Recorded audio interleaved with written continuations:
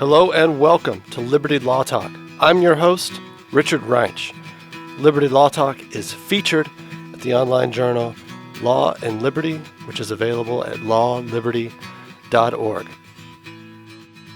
Welcome to Liberty Law Talk. I'm your host, Richard Reinsch. Today we're talking with a special guest who's returning to Liberty Law Talk, Robert Reilly. Robert Reilly is a man of many talents, many interests. He's done a lot of wonderful things. He served in government for over 2 decades, special assistant to the president and director of the Voice of America. He was senior advisor for information strategy to the Secretary of Defense, and he's taught at the National Defense University. He's the author of a number of books and essays, including the award-winning book, The Closing of the Muslim Mind. He is also a Viennese Waltzer. And he told me one time in his earlier life, he was a stage actor, was a Shakespearean stage actor, I think. So, Robert, we are glad to welcome you. Last time we discussed the end of ISIS. Now we will talk about your new book, America on Trial, A Defense of the Founding. Welcome. Great, Richard. Thank you for doing this. So, Robert, thinking about the title of this book, America on Trial. America has been on trial throughout its history. It's particularly been on trial the last 50 years with the New Left, rejecting its claims recently with the 1619 Project, insisting that all of America is just a footnotes to slavery, perhaps. So this has been going on for quite a while. Why specifically did you write this book? What are the charges you see being leveled against the American founding? Well, I wrote this book because some of the very people who should be defending the principles of the American founding are attacking it. And some of those people might be known as conservative Christians, Catholics, and so forth, who should be the new Michael Novaks, who should be apprising the principles of the American founding within the context of Judeo-Christian civilization, Greek philosophy, and its noble lineage.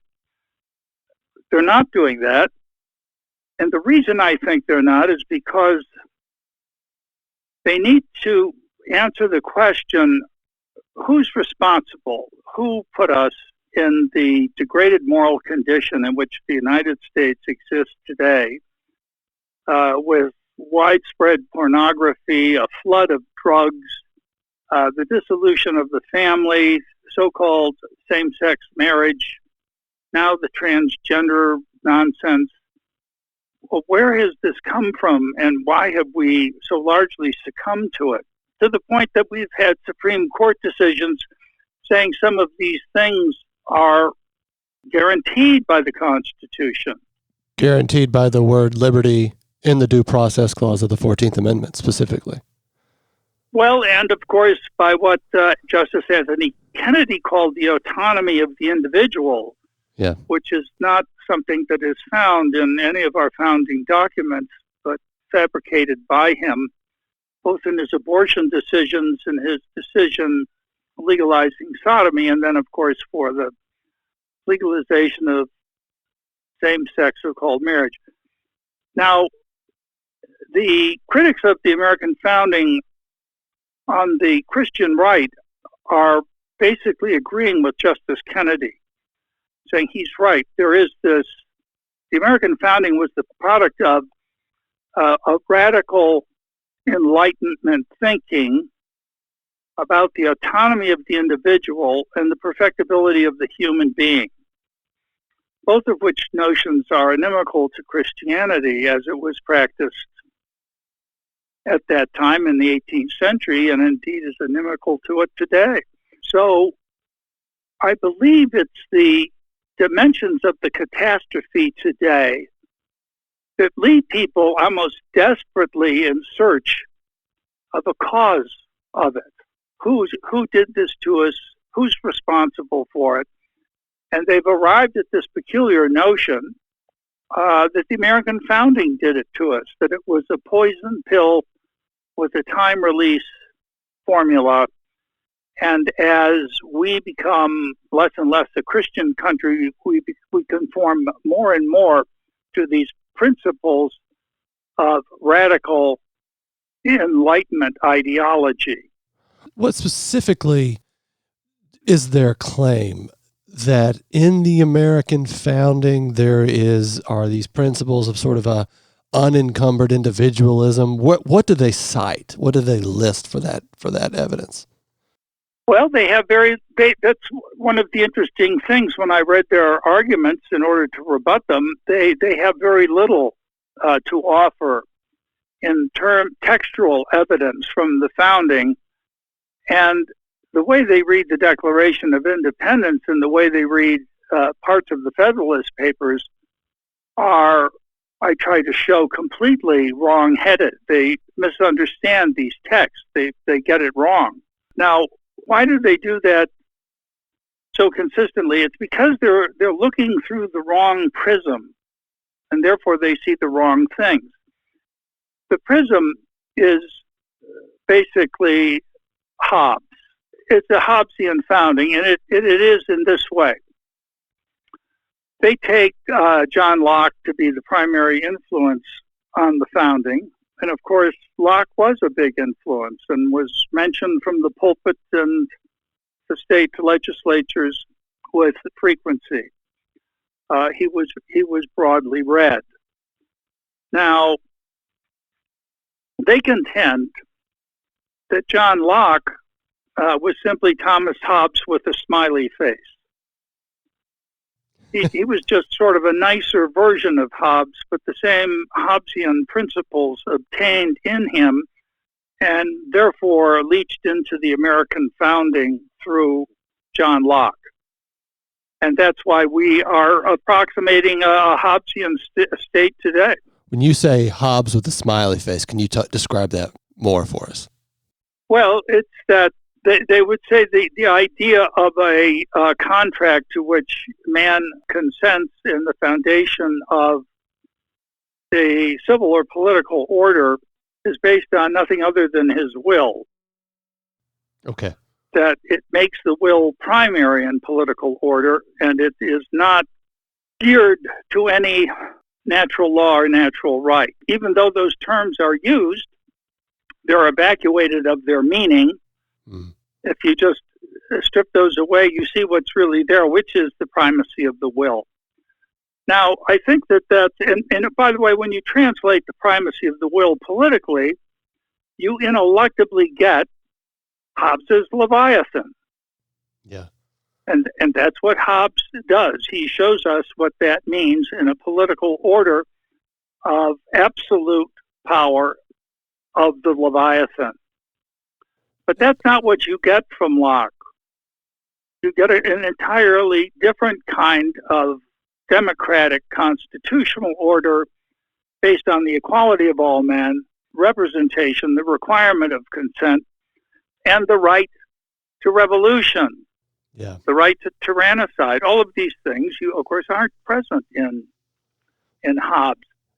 You also make the point in the book. I mean, I can find certain disturbing passages in Locke that I think are nominalist or seem to be admitting of, let's say, certain individualistic tendencies.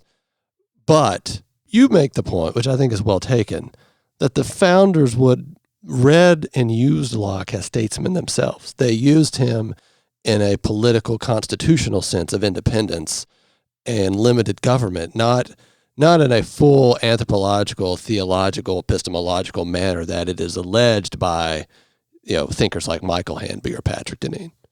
That's right. This was not an adoption of Locke's epistemology and his letter on human understanding. It's his second discourse on government. They took from Locke his very powerful arguments against the divine right of kings and the absolute state.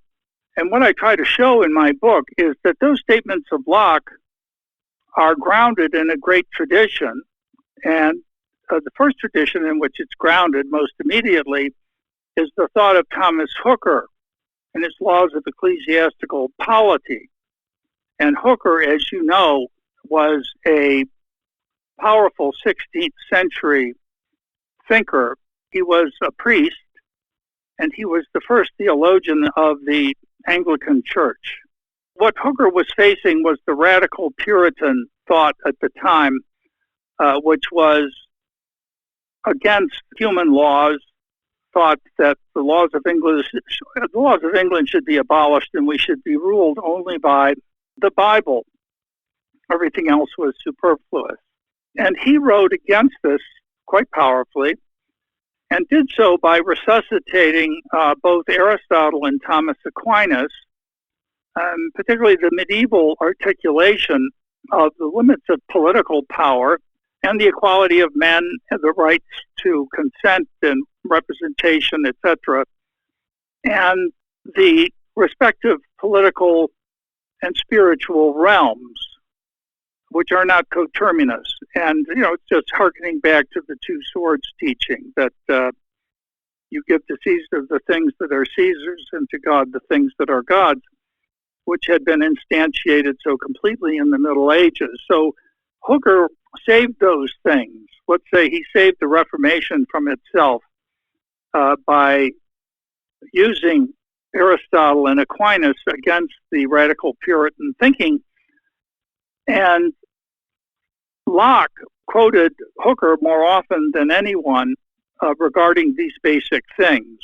I just wanted to say, you note in the book, too, you set on the sort of constitutional thinking, and I was saying a constitutional in a capacious sense across the centuries of a sort of an unwritten tradition that forms the American founding.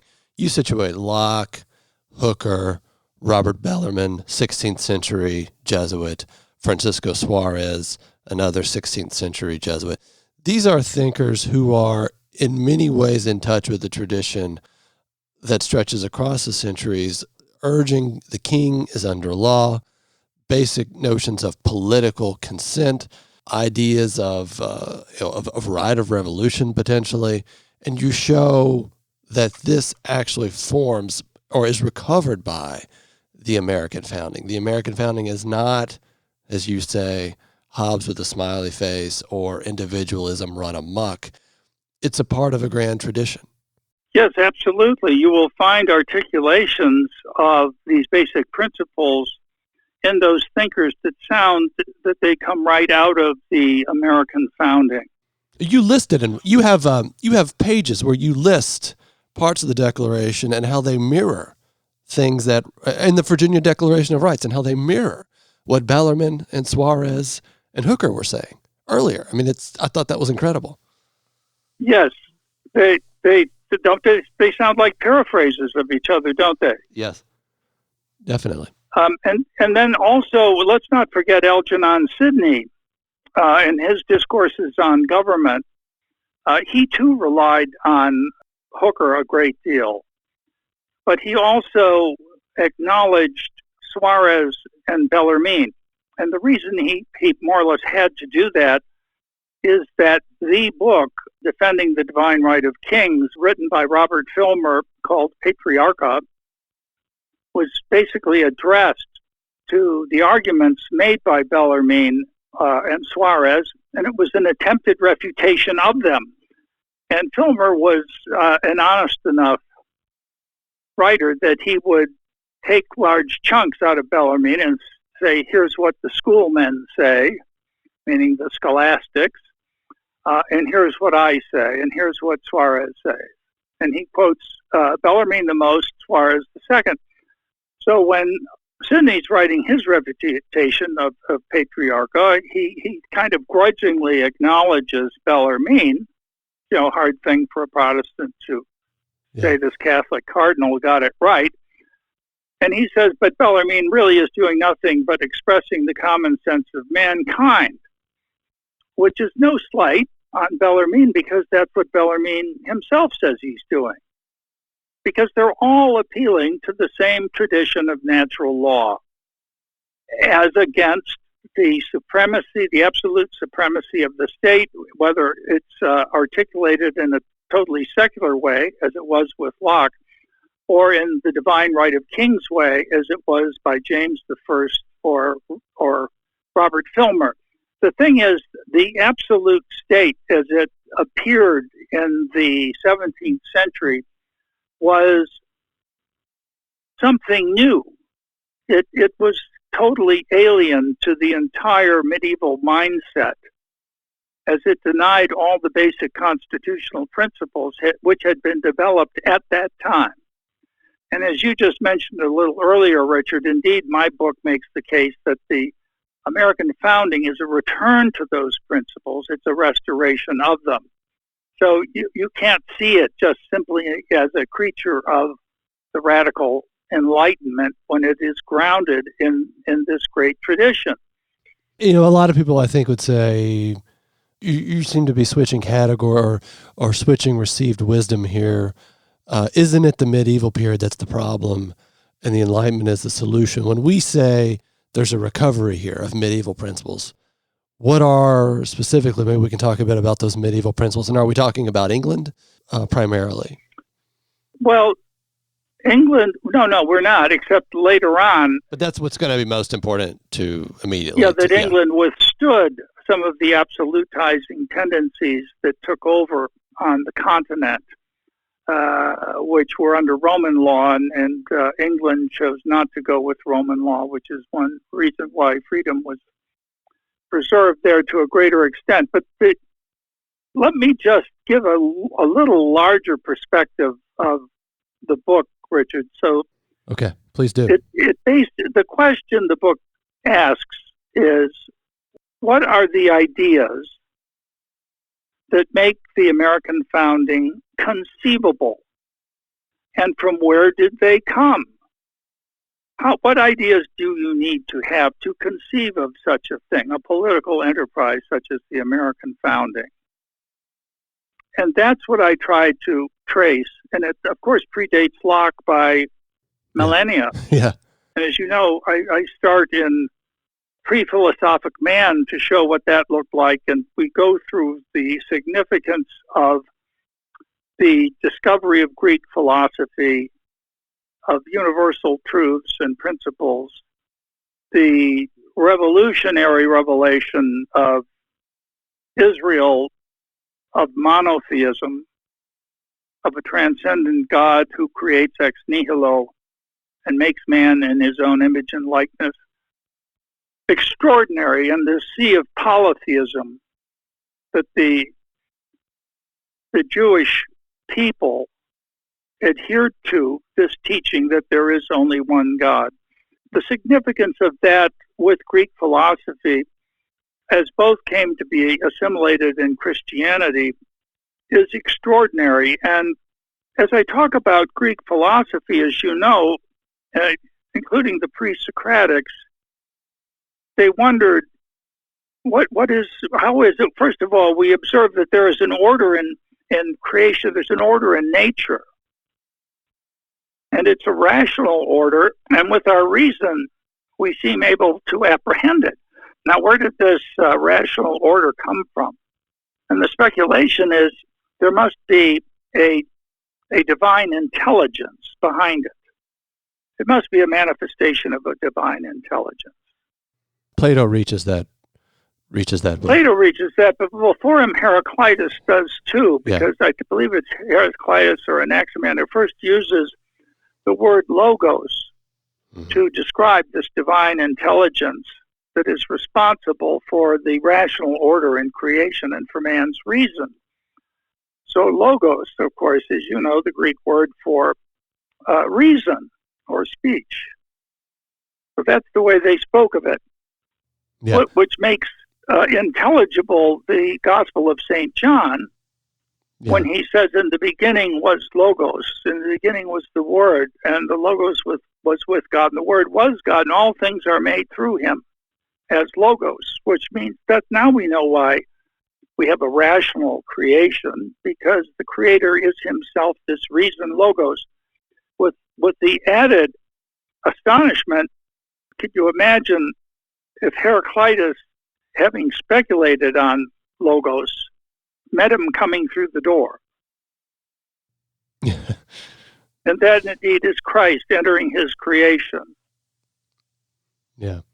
But this Logos is not simply Logos. The mystery of man, who we know is made in the image and likeness of God, is the mystery of man is revealed in the infinite love of Christ. I would say our civilization is based on Genesis, that man is made in the image and likeness of God. That is the source of our conception of human rights. Yeah. It's difficult to argue how one would come to a conclusion of the equality of man as man if there is nothing higher. And we think about Tocqueville's statement that right. To understand equality, it took God to come to earth in the form of man. But this also, as you point out, this revolution in thinking about who man is has incredible implications for law and for government and how he would govern himself. Well, it does, particularly when, through Christ, this revelation of God is love and God's redemptive love for each person. This exploded the ancient world. Man did not have access as an individual person to the divine.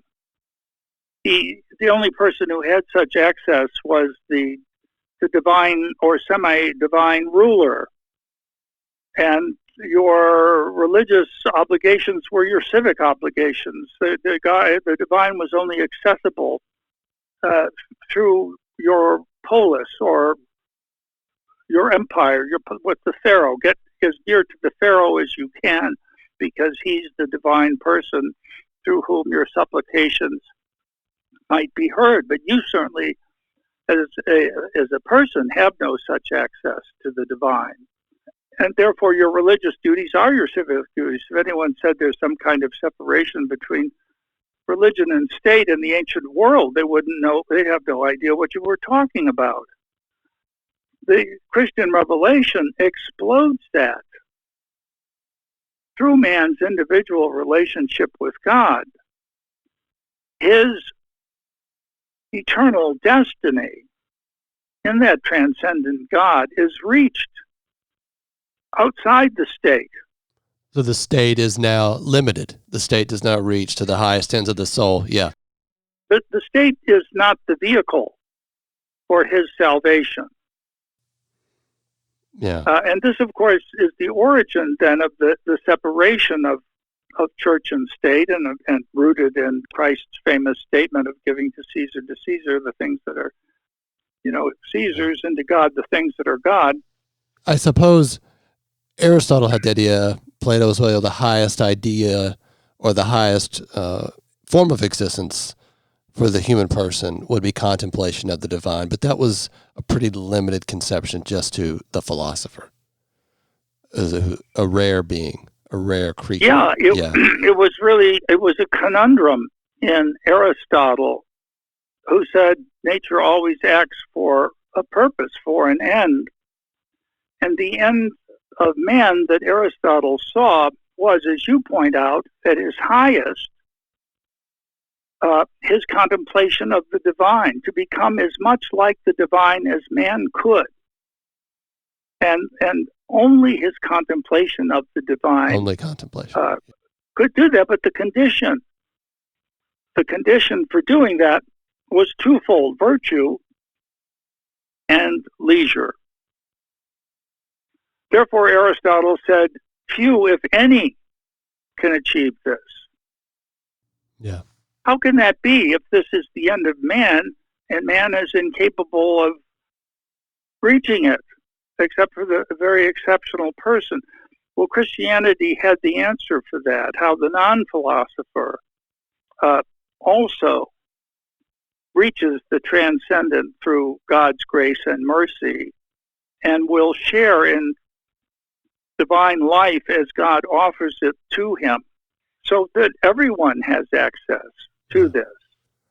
And this begins also moving forward in the book to begin, one's existence can't be defined by the government, so you start to see separate spheres of activity emerge, new categories of law recognized by the state perhaps, but not defined exclusively by the state. You start to have associations emerge. The canon law, out of the canon law itself, new forms of law emerge.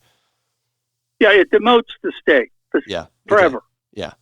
But as you just pointed out, it's one thing to say you've got these two spheres or called in the Middle Ages the two swords, the ecclesiastical spiritual sword and the secular sword of the political ruler.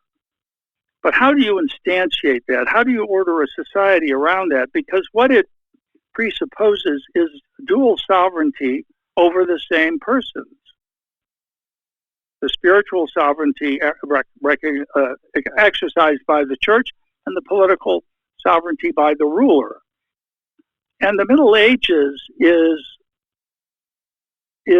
working out that problem. How to live, how the individual can live under this dual sovereignty.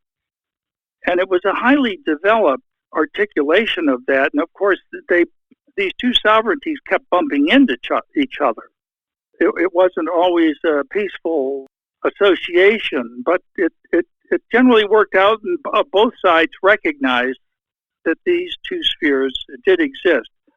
And what this gave man more freedom. He enjoyed what can we say? There was a larger amplitude for him to exercise his freedom because neither sovereignty could claim the whole man.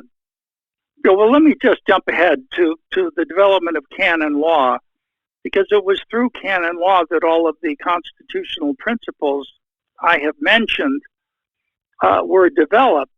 And there was a lot of thinking about law and political order occasioned by the rediscovery of the Justinian Code.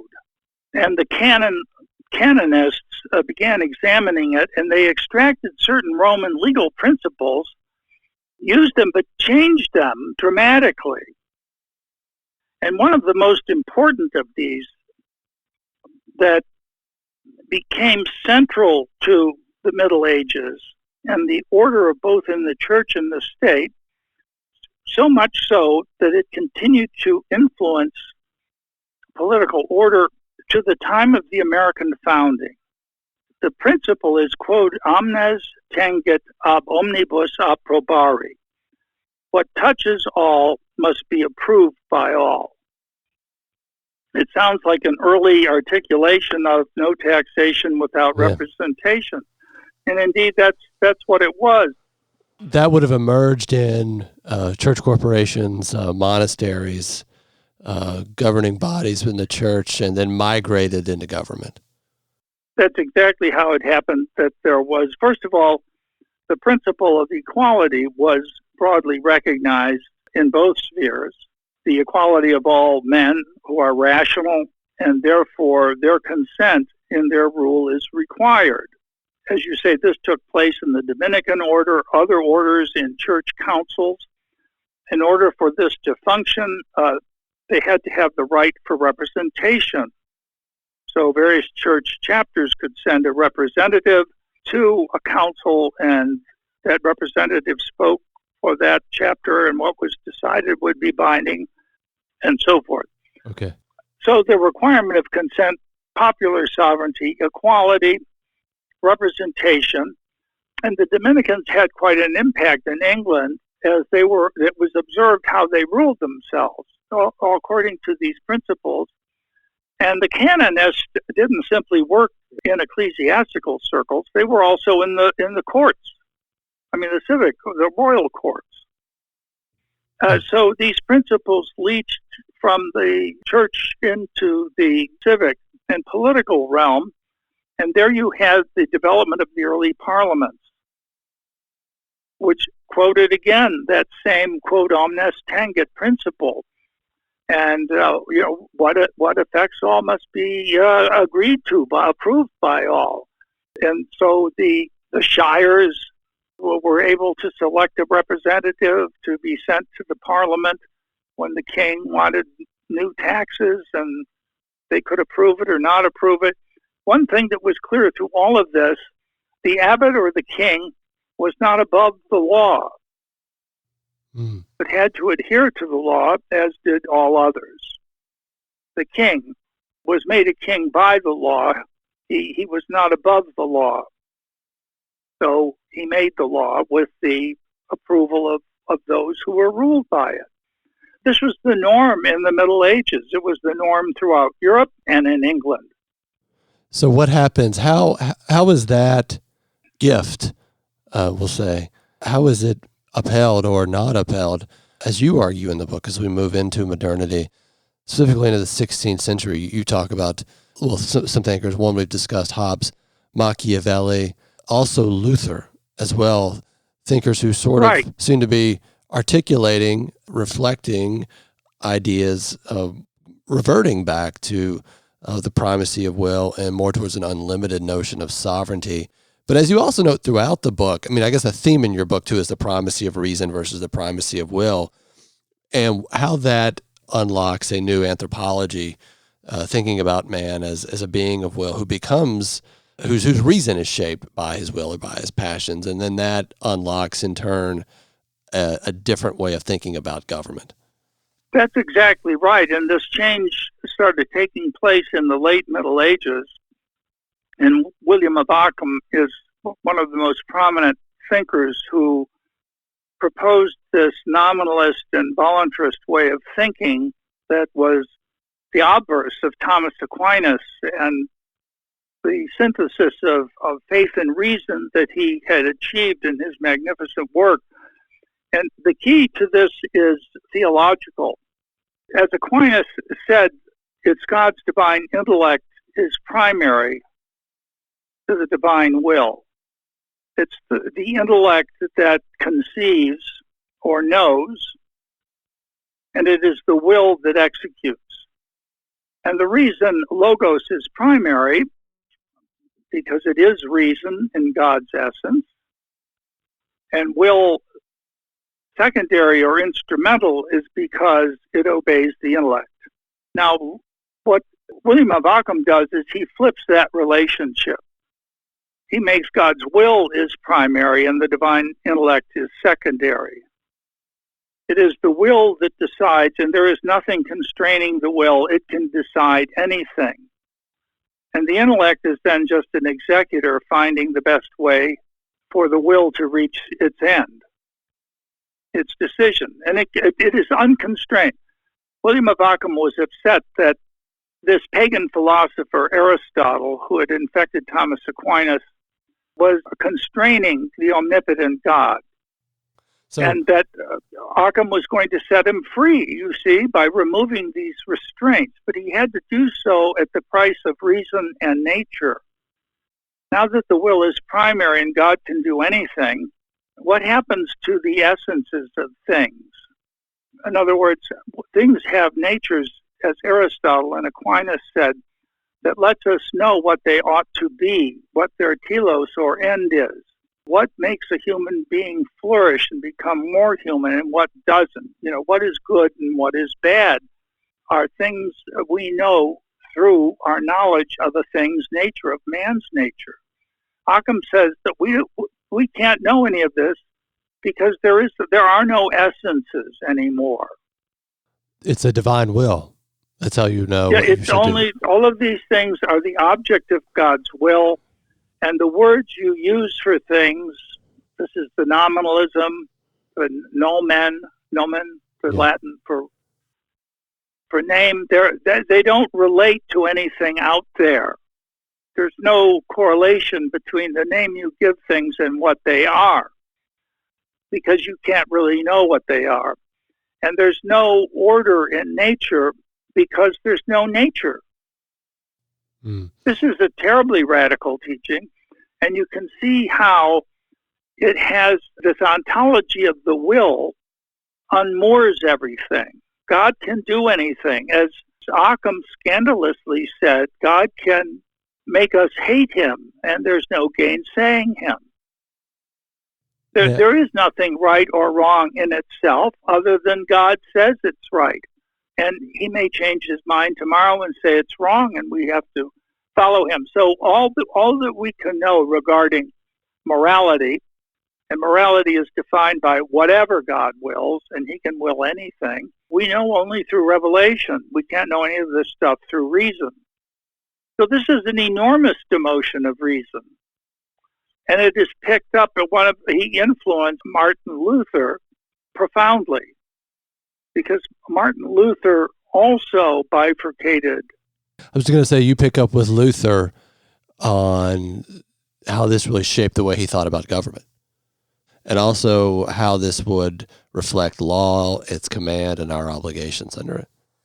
That's right. And you see in Luther, under Occam's influence, he explicitly denies popular sovereignty. The medievals all thought that, no ruler rules by divine right.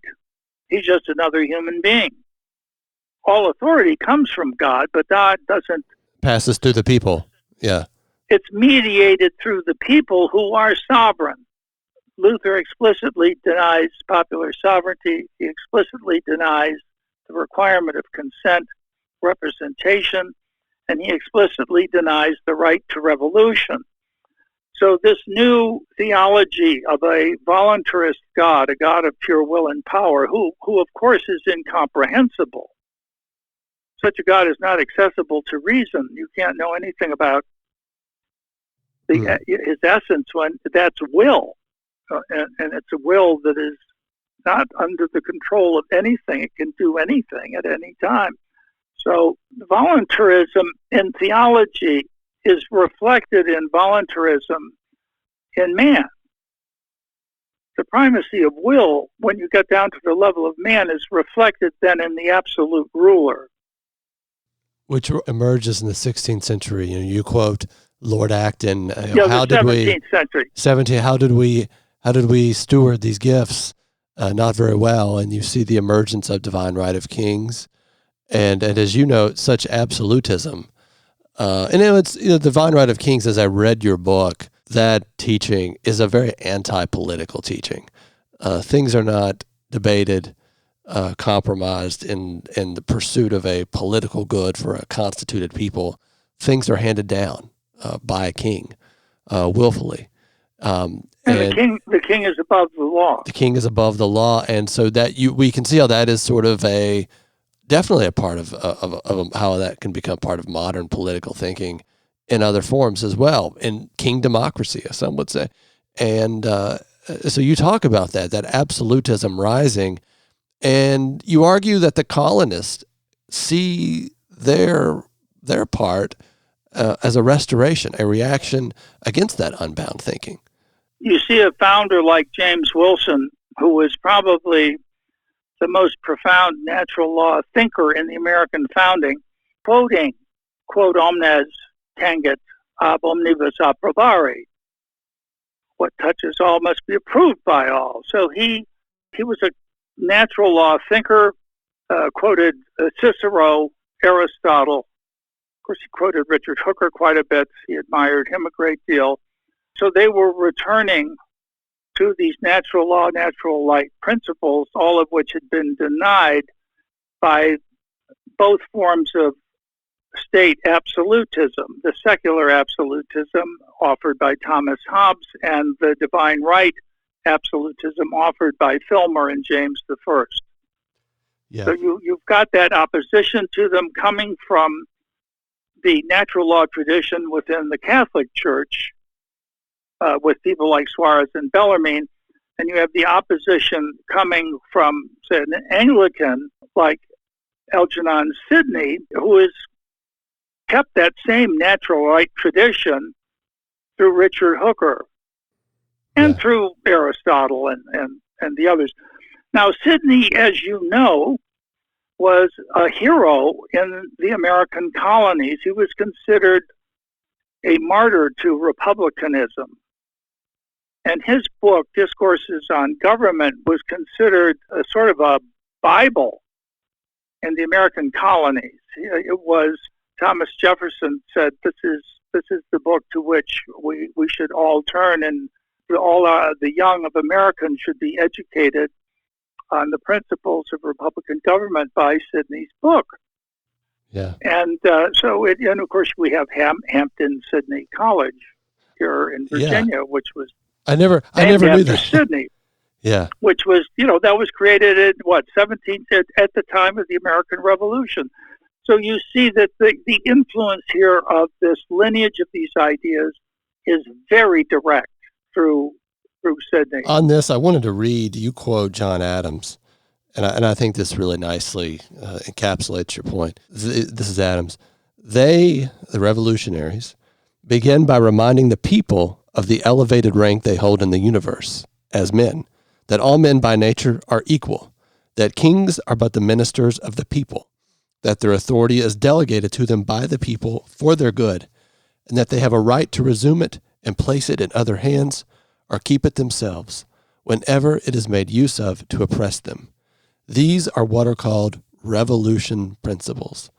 They are the principles of Aristotle and Plato, of Livy and Cicero, and Sidney, Harrington, and Locke, the principles of nature and eternal reason, the principles on which the whole government over us now stands. There it is. There it is. You can find that being said multiple times by multiple people in the Middle Ages.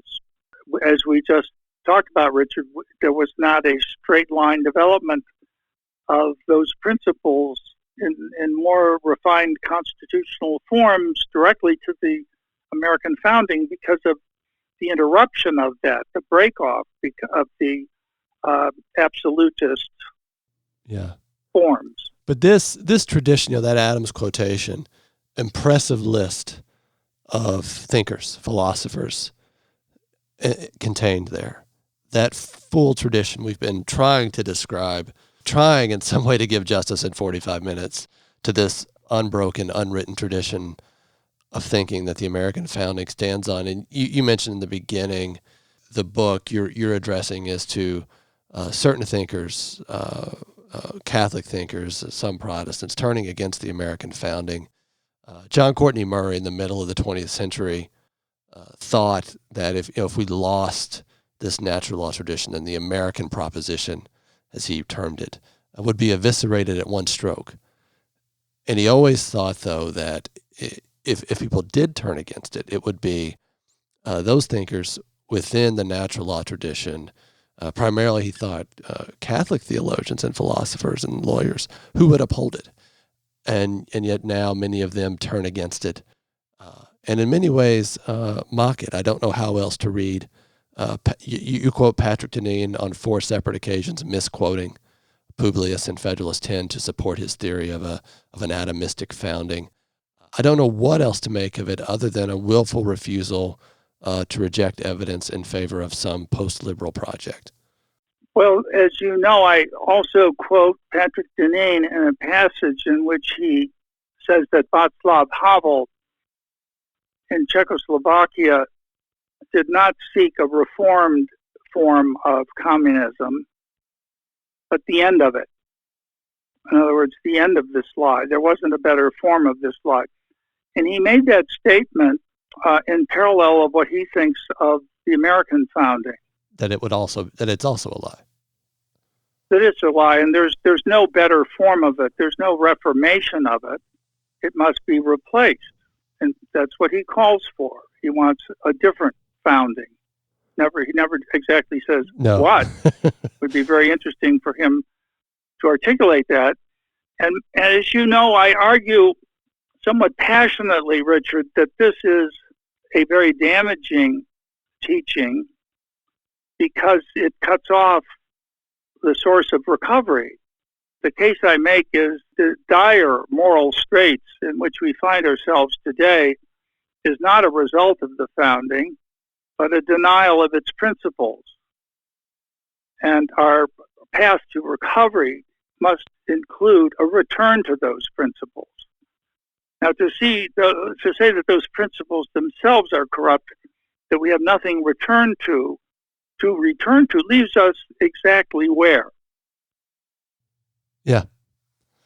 So I want to tell you, my oldest son is a Marine Corps officer of rather recent vintage, but in his political philosophy course at a Catholic university, the professor taught something very along the lines of Patrick Deneen, though he didn't use Deneen's writings.